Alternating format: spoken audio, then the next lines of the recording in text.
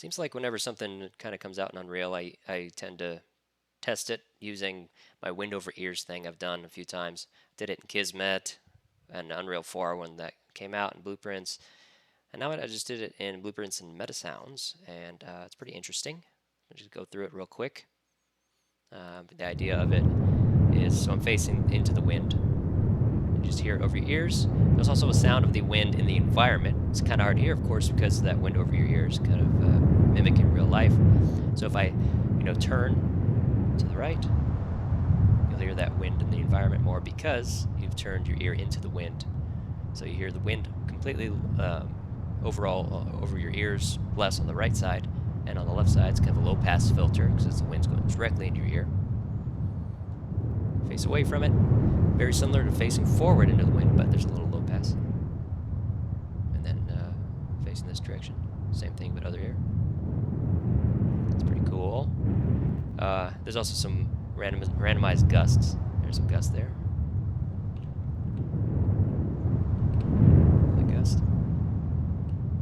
And then what I added in here is a little bit of some ray tracing to stop the wind over your ears if you get behind an object like this. So you still hear the wind gusting on the environment. By the way, the gusts are tied together. The gusts over your ears are tied with the wind gusts in the environment. And then what's really cool is, since we can, separate left and right audio for Metasounds, you can do something like this. Peek around a corner, you hear it in the ear that's exposed. And you turn around, you only hear it in the right ear. And then, the further away you get from this wall, the less it's actually, with the wind going around the object, you'll start hearing it over your ears again.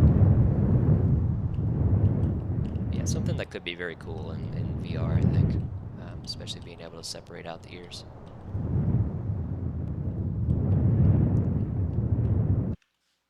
Then just kind of look at the Metasound here.